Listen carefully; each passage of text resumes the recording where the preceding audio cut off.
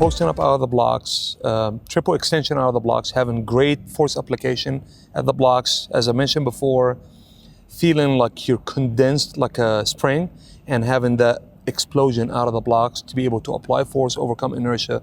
Whole body becomes in one line in the first step, 45 degrees with the ground. The thigh comes up to be about 90 degrees with the torso. Once the thigh gets to the top, the athlete will apply force, push down and back to propel the body up and forward. Continue to do that non-stop. Every time the foot hits the ground, the athlete will push till the knees fully extended, the hips fully extended, the body reassembles on one line. And continue to do that as the body naturally rises and naturally comes up till the body becomes completely upright with the ground. 90 degrees with the ground. The athlete continue to bring their knees up with their thigh in front of them, knee angle with the torso still 90 degrees. Once the knee comes to the top, athlete is very active at pushing down right underneath them, applying vertical force application all the way to the finish line. Arms are doing the same thing.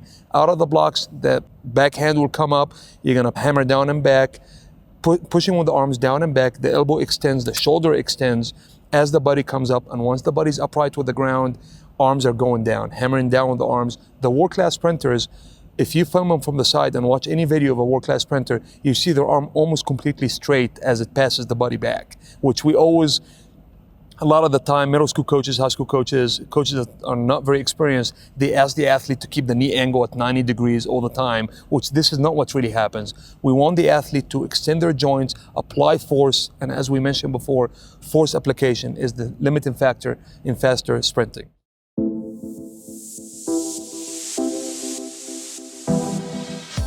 Okay, now we're gonna do some reaction drills that we usually do before getting down the blocks. First one will be arm separation. You're gonna separate your arms on my clap. Set. Set. Okay, next drill, we're gonna separate the arms and use the legs, get a little knee extension, little hip extension. So jump in your place and separate your arms. Okay, set.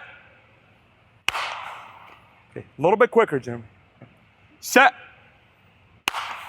Now, as a coach, you want to play with the timing, make it shorter, make it longer, because we want to eliminate any anticipation and develop actual reaction. So one more time with that one, I might play with the timing, so no anticipation, please. Set. All right, that was great. Good job. Okay, next one, that's our last one. You're going to give me 8 strokes with the arms with no jumping, okay? On my clap. Set. Okay, one more time. Set. Great job.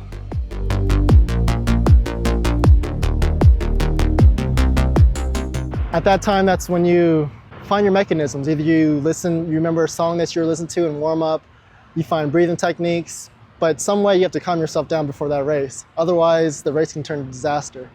We get to the line, we go through our routine. That routine is set up so that there are no other distractions. You want to be thinking about the least amount of things as possible, so that routine that we set up is natural. We can do it in our sleep, we can do it blindfolded. So that's just a prompt to get us ready to go in the race. So once the gunman says, runners to your marks, that's when I stop thinking. Everything's at the door.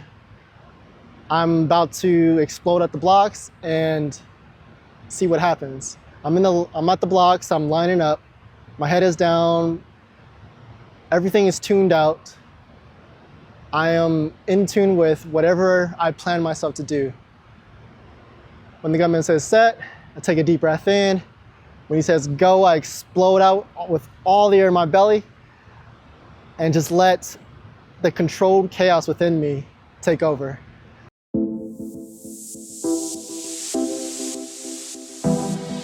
I guess I developed good reaction time by just focus. Quieting the mind and realizing that the gun is going to come next. And the moment that gun goes off, this is what I'm about to do. Other people develop reaction time by years of playing video games or years of just doing other sports. And I played multiple sports when I was young, so I was pretty athletic by the time I got to track. So reaction time was second nature. There's also those kids who I realized the most competitive people are the ones who play video games nonstop. They learn how to, they don't stop. They don't turn the video games off. So when it comes to the track, they will not stop until they win. And so I feel like there's a lot to learn from video games. I don't play video games myself, but if I would have done it all over again, maybe I would have incorporated some stuff. But